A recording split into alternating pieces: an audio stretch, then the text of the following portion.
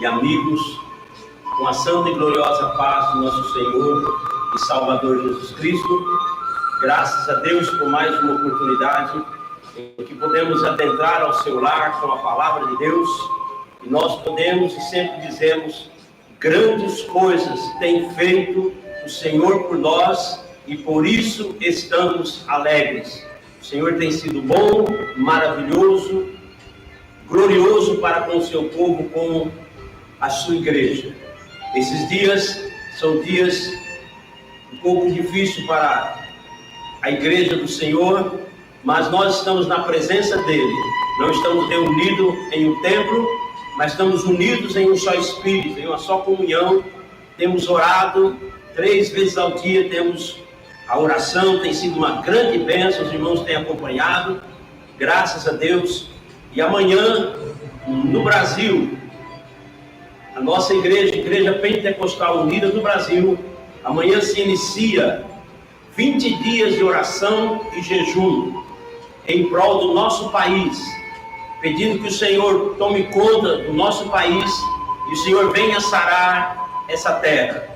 Então, elaboramos, o nosso presidente nacional da cadeia de oração elaborou 5 dias para cada região entrar em oração e jejum.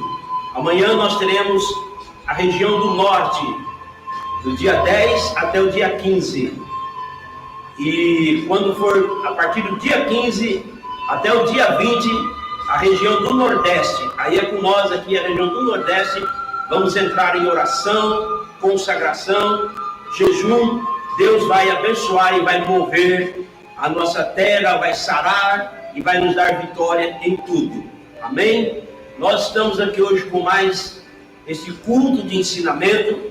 Lembrando você que no próximo sábado teremos um culto aqui na responsabilidade das filhas de Sião, das irmãs aqui desse distrito, em nome do Senhor. Quinta-feira passada, nós iniciamos uma série de estudo aprendendo sobre Deus. Nós iniciamos mostrando quem é Deus. E falamos vários títulos dados a Deus, mas aprendemos que só há um Deus. Quando estudamos quantos deuses existem, então aprendemos que só há um Deus. E esse Deus, ele é infinito, ele é supremo, ele é criador, ele é imortal, invisível, espírito, onipotente, onisciente, onipresente, verbo, Emanuel, Rei dos Reis, todo-poderoso, santo, verdade. Jeremias 10:10 diz que o nosso Deus é a verdade.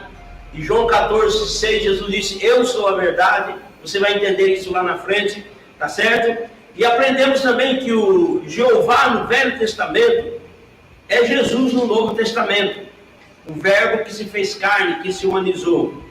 Também aprendemos que há um só Senhor. Estudamos na palavra de Deus que há um só Senhor.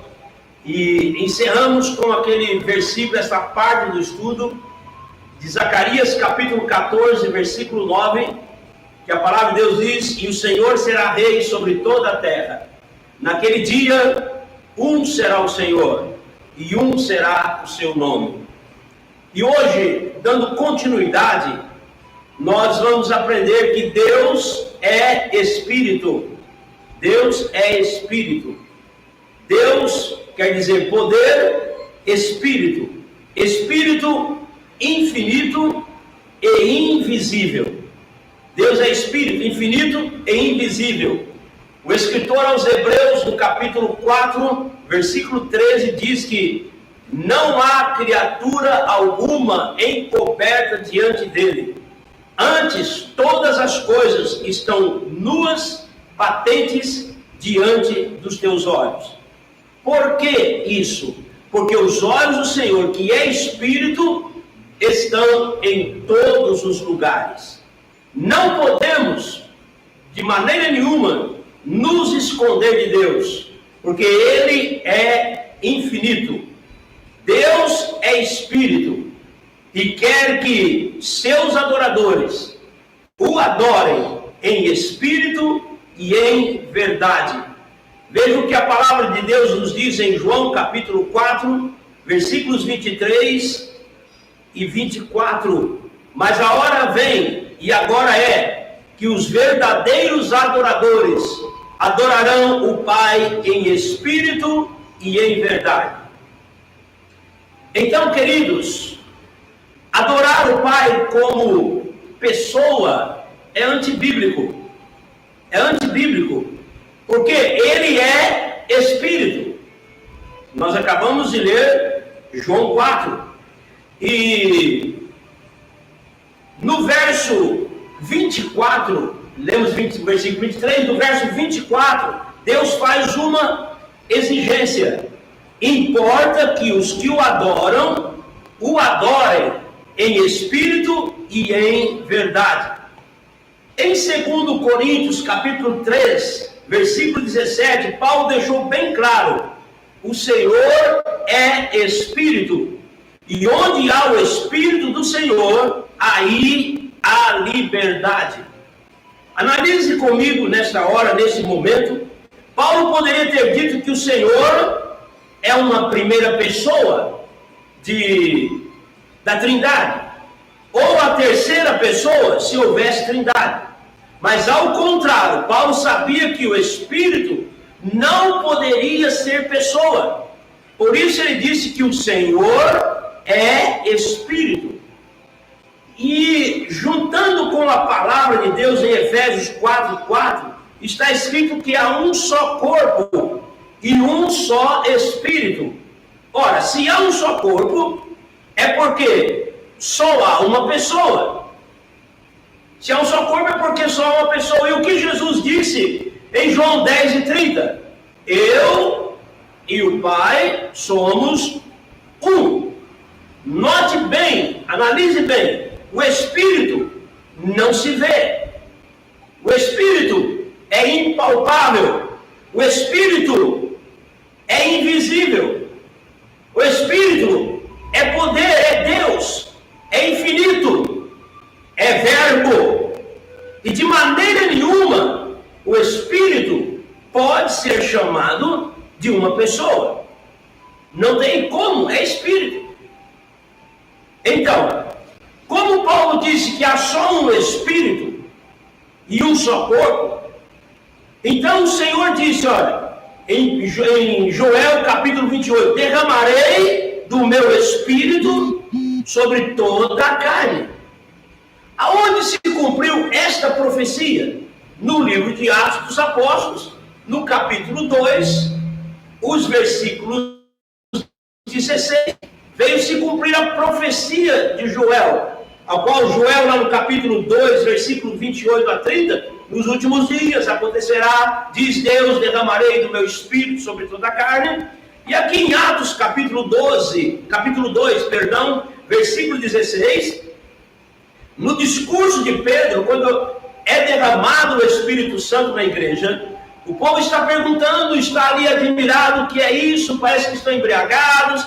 E Pedro põe-se em pé com os 11, levanta a sua voz, diz para aquele povo: varões judeus que habitais em Jerusalém, e todos os que habitais em Jerusalém, ser vós notório, escutai as minhas palavras. Esses homens não estão embriagados, como vós pensais, sendo esta a terceira hora do dia. Mas isto é o que foi dito pelo profeta Joel. E nos últimos dias acontecerá, diz Deus, que do meu Espírito derramarei sobre toda a carne.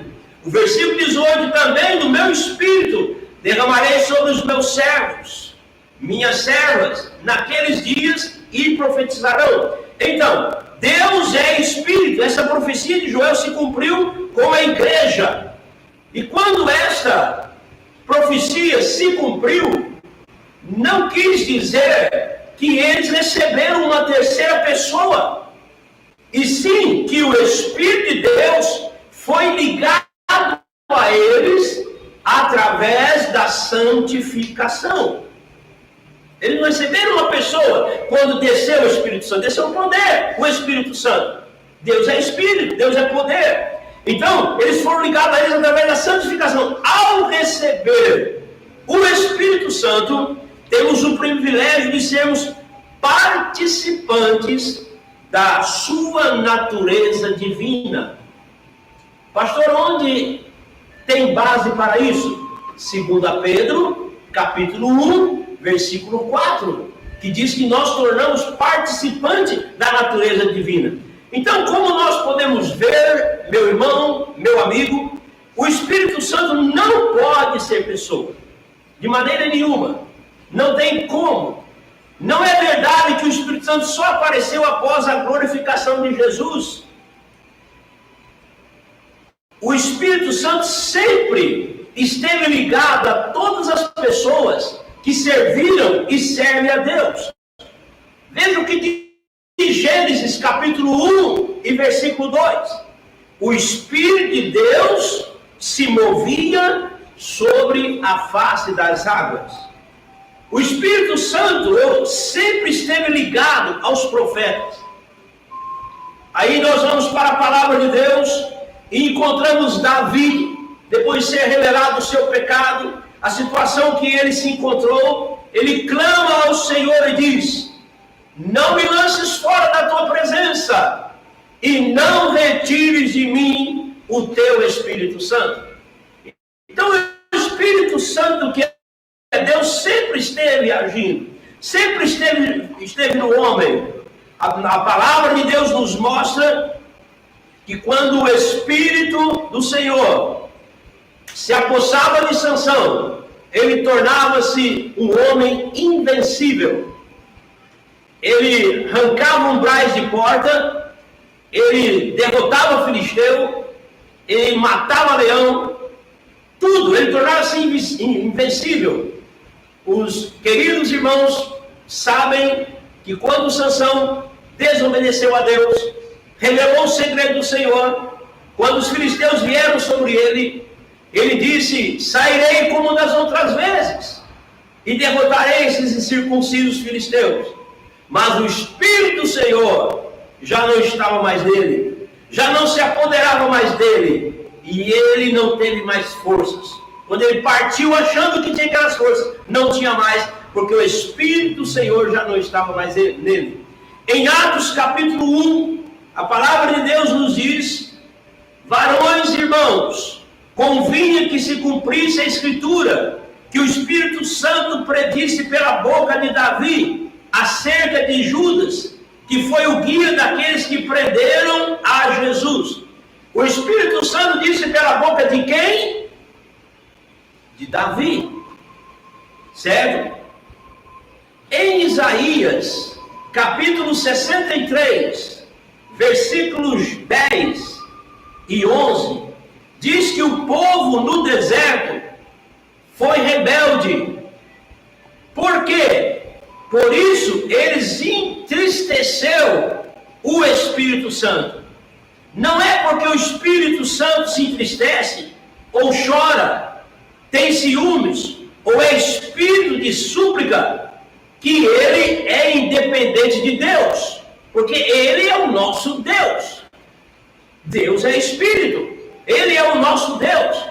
Não é porque chora, se entristece, tem ciúmes, vai ser, aqui está uma pessoa. Não, ele é o próprio Deus.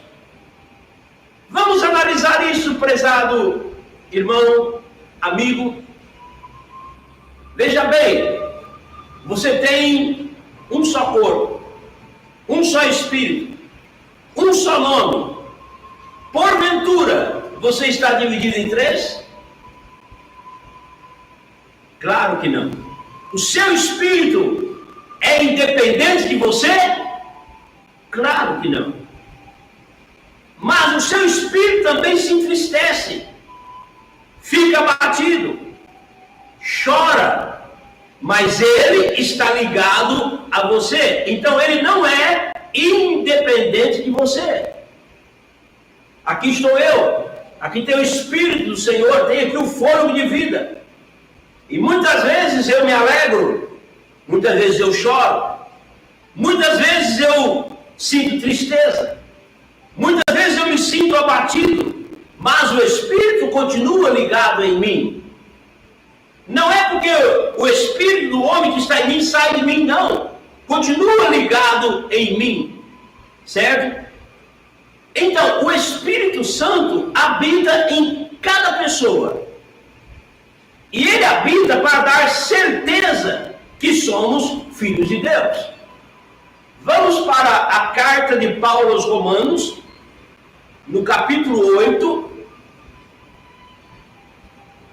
A palavra de Deus nos mostra aqui no capítulo 8, no versículo 16, o mesmo Espírito testifica com o nosso Espírito que somos filhos de Deus. A essa testificação, o mesmo Espírito testifica com o nosso Espírito que somos filhos de Deus. E isto é a certeza da salvação. O versículo 17 diz: se nós somos filhos, logo somos também herdeiros. Herdeiros de Deus, co-herdeiros de Cristo, se é certo que com Ele padecemos, para que com Ele sejamos glorificados. Amém? Louvado seja o Senhor, porque temos o Espírito do Senhor, que testifica, é a certeza da nossa salvação. Porque o Espírito que recebemos é o Espírito de Deus. Amém? Em Isaías capítulo 44, versículo 3, a palavra de Deus diz, o Senhor está dizendo: porém dentro de vós o meu Espírito. Aqui dentro dessa matéria habita o Espírito de Deus. Porém dentro de vós o meu Espírito. Como nós já lemos Joel 2:28, o Senhor diz: derramarei o meu Espírito sobre toda a carne. Ele diz: eu vou derramar um outro Espírito, ou uma outra pessoa, como alguns querem ensinar e mostrar isso. Ele diz: derramarei o meu Espírito. Agora, Jesus falando em João 14:26 sobre o Consolador, João 14:26 sobre o Consolador, 14:26 de João, mas aquele Consolador, o Espírito Santo, que o Pai enviará em meu nome, vos ensinará todas as coisas e vos fará lembrar de tudo quanto vos tenho dito. Então, sobre o Consolador, aqui não queria dizer que os discípulos iriam receber um terceiro Deus, ou uma terceira pessoa, e sim o consolo, o Consolador. O Espírito Santo era o Consolador, e se não houvesse o derramamento do Espírito Santo, os discípulos ficariam inconsoláveis, e por certo desviariam, certo? Como antes já havia acontecido quando Jesus foi crucificado. Com certo eles não iam suportar, mas o Senhor disse: eu enviarei o Consolador. E em João 16:32, a palavra de Deus mostra para nós: tenho-vos dito isso, para que, versículo 32, eis que chega a hora, e já se aproxima, em que vós sereis dispersos, cada um para a sua casa, e me deixareis só, mas não estou só, porque o Pai está comigo, o Espírito, a divindade está em mim, o Pai está comigo, certo? Então, meus irmãos, nesse verso, Jesus está dando a certeza de que ao receberem o Consolador, que é o Espírito Santo, estariam ligados a Ele, por meio do seu próprio Espírito. Esse é o consolo. Esse consolo é o Espírito Santo de Deus, que ainda não tinha sido dado. Por quê? porque Jesus ainda não tinha sido glorificado. Conforme está escrito aqui no Evangelho de João, capítulo 7, o versículo 39. E isso disse ele do Espírito, que haviam de receber os que nele crescem, porque o Espírito Santo ainda não fora dado, por ainda Jesus não ter sido glorificado. Olha para o versículo 37, João 7 e 37. Amém? João 7 e 37. E no último dia, o grande dia da festa, Jesus pôs-se em pé e clamou, dizendo: se alguém tem sede, que venha a mim e beba. Quem crê em mim, como diz a Escritura, rios de água viva correrão do seu ventre. Quem crê em mim, vai correr rios do meu Espírito sobre ele. E o que a palavra de Deus diz, quando nós lemos, ele estava dizendo isso a respeito do quê? Do Espírito Santo, que eles haveriam de receber, os que nele crescem, porque o Espírito Santo ainda não fora dado. É muito importante entender isso. Apesar de todo o povo de Deus no passado ter o Espírito Santo, os discípulos precisavam ter uma certeza maior de que Jesus iria continuar com eles. E Jesus deu a eles essa certeza quando disse: sereis batizados com Espírito Santo. Atos dos Apóstolos, capítulo 1, versículo 8. Mas recebereis poder ao descer sobre vós o Espírito Santo, e ser-me-eis testemunhas em Jerusalém, Samaria, toda a Judeia e até aos confins da terra. No versículo 4, a Bíblia diz: estando com eles, determinou que não se ausentassem de Jerusalém, mas que esperassem a promessa do Pai, que disse ele: de mim ouvistes. Vão para Jerusalém, recebam o Espírito Santo, recebam o meu poder. Aleluia. Jesus deu essa certeza: vocês vão ser batizados.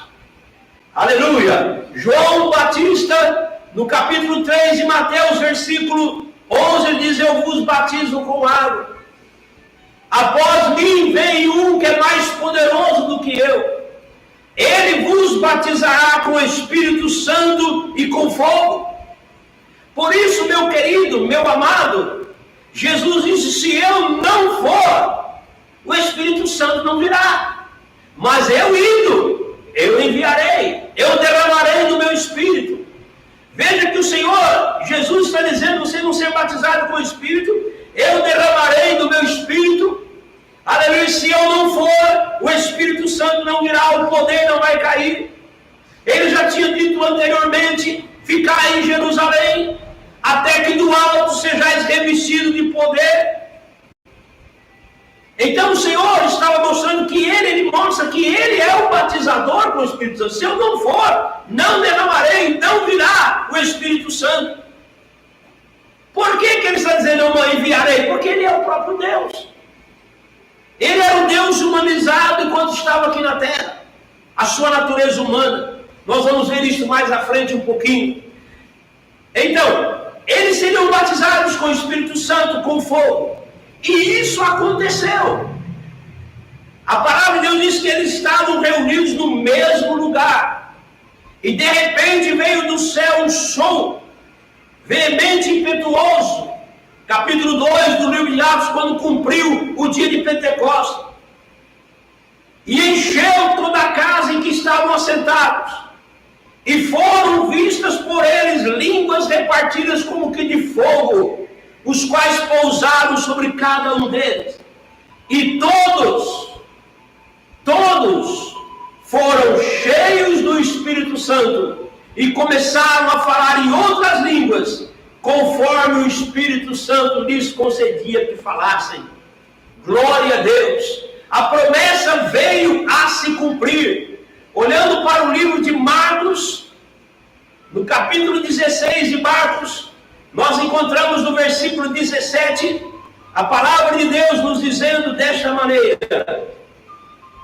Capítulo 16 do livro de Marcos, versículo 17. E esses sinais seguirão aos que crerem em meu nome, expulsarão demônios e falarão novas línguas.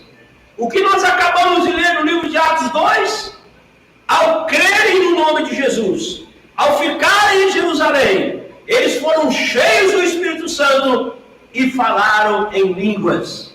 Então os demônios é expulso em nome de Jesus, as enfermidades é expulsa em nome de Jesus, e o crente fala em novas línguas em nome de Jesus. Aleluia! Em meu nome vocês vão expulsar demônios, vão curar os enfermos e vão falar novas línguas. É promessa de Deus, meu amigo, o derramamento do Espírito Santo. Então isto aconteceu. Por que Jesus disse, eu vou derramar no meu nome? Porque Ele é Deus. Deus é Espírito. João 4:23 nos mostra, lembre-se disso que nós falamos durante esse estudo. O Pai é Espírito. João 4:23. João 4:24 diz que Deus é Espírito. Segundo Coríntios 3:17 diz que o Senhor é Espírito. E Mateus capítulo 1, versículo 20, o Espírito Santo é o Pai do Messias.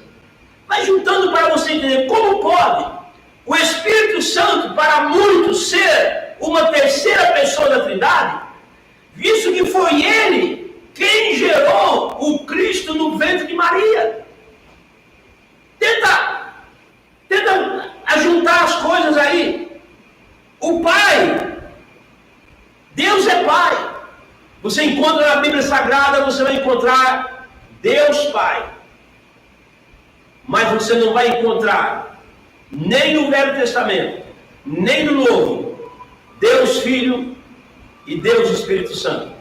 Não tem.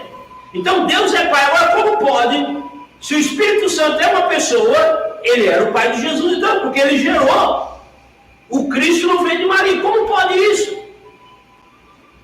Que Deus venha abrir a mente de cada um para entender, para compreender o mistério do Deus Cristo, do Verbo que se fez carne, do Verbo que se humanizou, daquele que diz lá em Levítico 26:11, eu mesmo irei, colocarei o meu tabernáculo no meio de vós e andarei no meio de vós.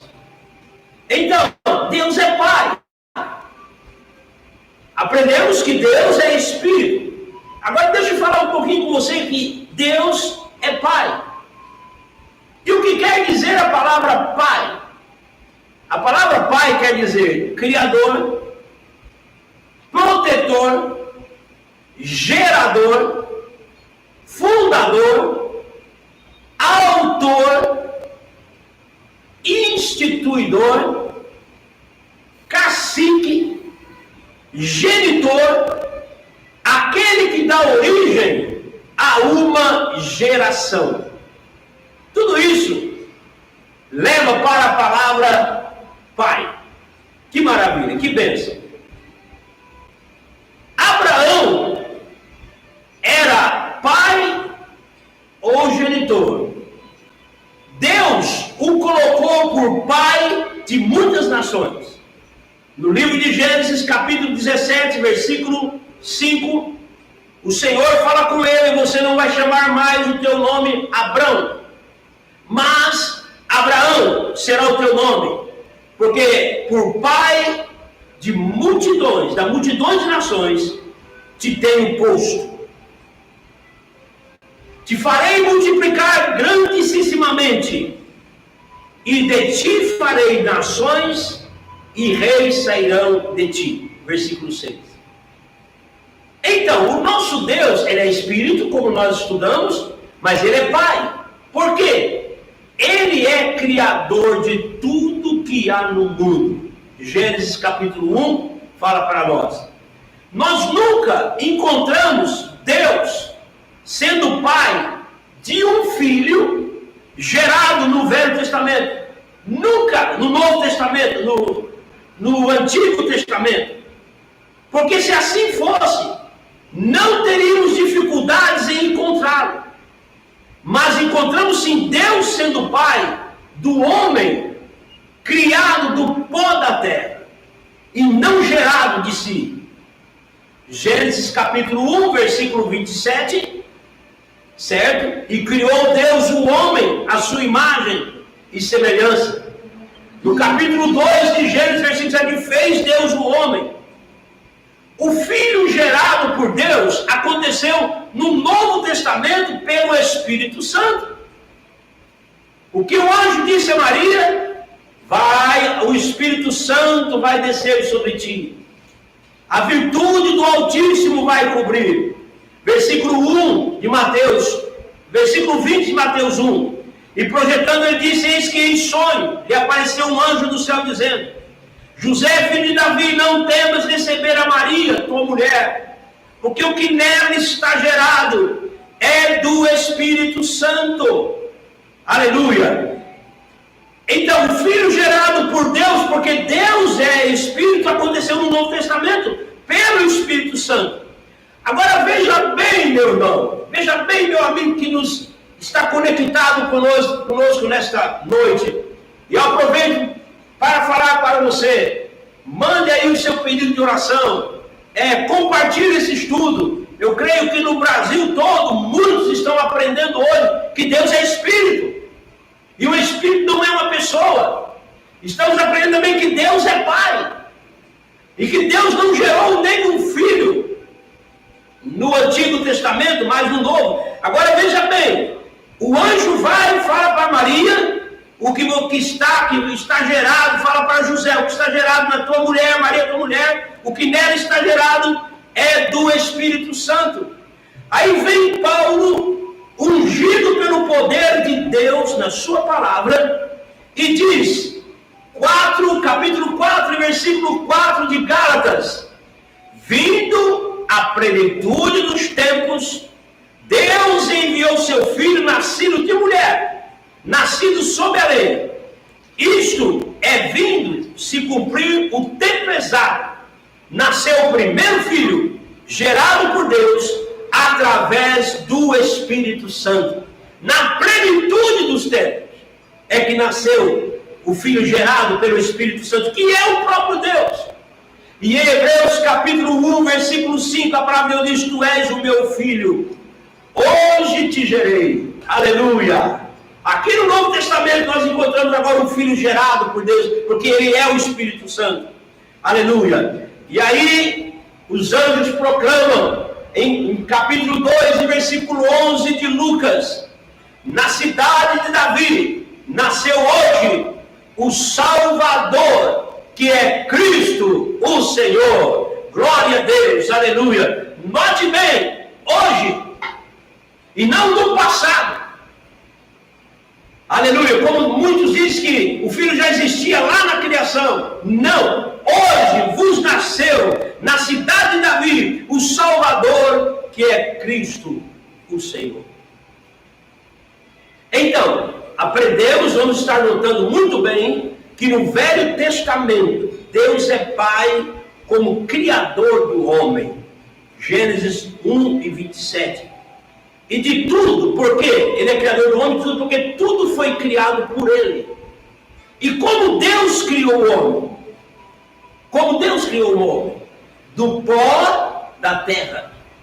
Gênesis 2 e 7. Fez o homem, fez o barro e soprou nele o fôlego de vida. Como Deus criou a mulher? Tomou uma costela de Adão e fez uma mulher. Gênesis capítulo 2, versículo 21 e 22. Adão, Deus colocou ele em um profundo sono e fez aquela cirurgia milagrosa. E quando ele acordou, lá estava ao seu lado a mulher. Deus é Pai, porque deu origem ao ser humano. E todas as vezes que encontramos Deus como pai no Velho Testamento é como criador de tudo. No Salmo 68, versículo 5, diz que é pai de órfãos e de viúvas. Amém? Deus disse que o povo o invocaria dizendo: tu és o meu pai. Jeremias capítulo 31, versículo 9, diz que Deus é pai para o povo de Israel. Jeremias 31 e versículo 9, façamos a leitura.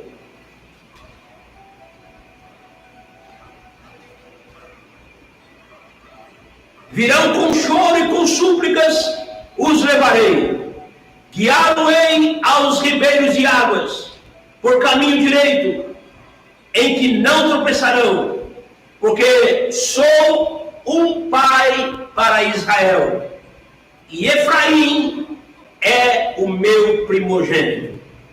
Então, encontramos Deus como pai no Velho Testamento, muitas vezes mencionado, mas nunca sendo pai de um filho gerado. Nunca encontramos. Quando este filho foi gerado, adquiriu o direito também de ser chamado de pai, porque nele passou a habitar toda a plenitude da divindade. Glória a Deus. Segundo Coríntios 5,19 diz que Deus estava em Cristo, reconciliando consigo o mundo.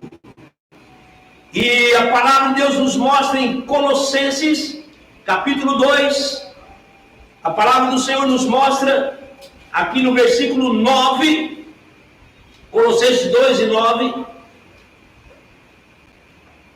porque nele habita corporalmente toda a plenitude da divindade.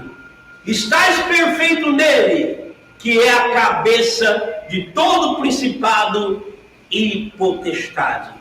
Então, nele passou a habitar a plenitude da divindade. Isto é, Deus, que é a natureza divina no Velho Testamento, passou a habitar na natureza humana, que é o Filho segundo a carne.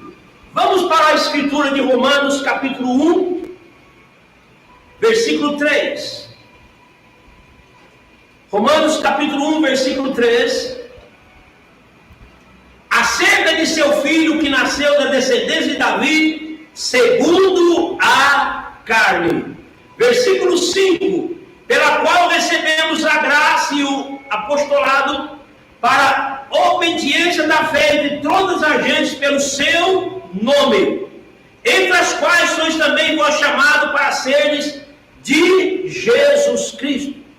Então, o Filho segundo a carne, e ali tornou-se, fundiu-se, aleluia, tornou-se uma só pessoa, e não três. Deus em Cristo.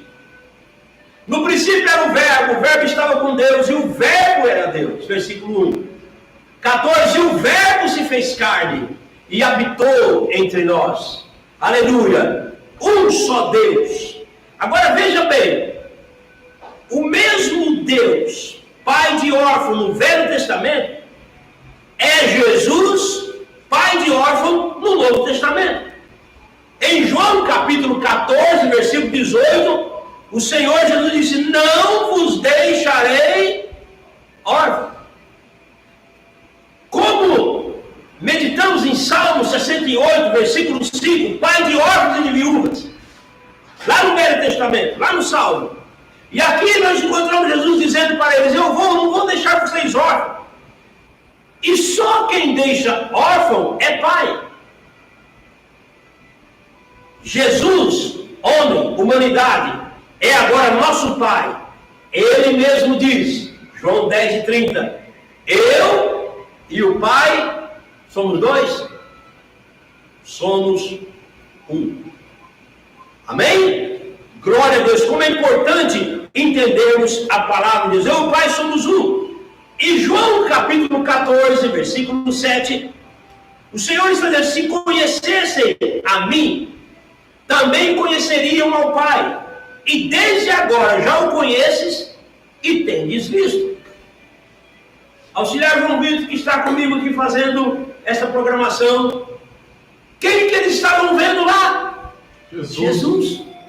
Amém? É como eu estou lhe vendo agora, estavam contemplando Jesus. Ele diz, vocês estão olhando, ele diz assim, vocês estão olhando para mim, vocês estão vendo o Pai. O Pai está em mim. E aí Filipe ainda fica assim confuso, com dúvidas. Senhor, mostra-nos o Pai, isto nos basta. E no versículo 8, Jesus diz, Filipe, estou há tanto tempo convosco que não me tendes conhecido? Quem me vê a mim, vê ao Pai. Como dizes tu, mostra-nos o Pai. Crede, Filipe, versículo 9, crede ao menos por causa das mesmas obras. Versículos 9 e 11, crê. Então, como nós podemos, meu irmão, meu amigo, ver o Pai do Velho Testamento? Como podemos ver o Pai do Velho Testamento? O Pai do Velho Testamento estava no Filho no Novo Testamento, tornando-se uma só pessoa, porque o Pai do Velho Testamento não era uma pessoa, como nós estudamos, que Deus é Espírito. Não era uma pessoa, sim, a natureza humana que se fundiu com a natureza divina, que se fundiu com a natureza humana de Jesus, manifestando-se na carne. Que revelação maravilhosa da palavra. É por isso que nós pregamos, cremos, nosso credo religioso, cremos em um único Deus. Amém? Em um único Deus. Aleluia. Então, nós podemos ver, nós não cremos que o Pai é o Filho, mas sim que o Pai está no Filho. Jesus é o Pai da eternidade. Aonde, pastor, temos escrito isto? Temos no capítulo 9 do livro de Isaías. Muitos irmãos deste ministério conhecem, mas talvez alguém ainda não parou, alguém que nos assiste nesta noite, talvez não parou para meditar nisto. Aleluia. Está no Filho, Jesus é o Pai da eternidade. Onde Jesus é o Pai da eternidade? Isaías capítulo 9, versículo 6. Porque um menino nos nasceu, um filho se nos deu, e o principado está sobre os seus ombros, e o seu nome será, Jesus é maravilhoso, Conselheiro, Deus forte, Pai da eternidade e Príncipe da paz.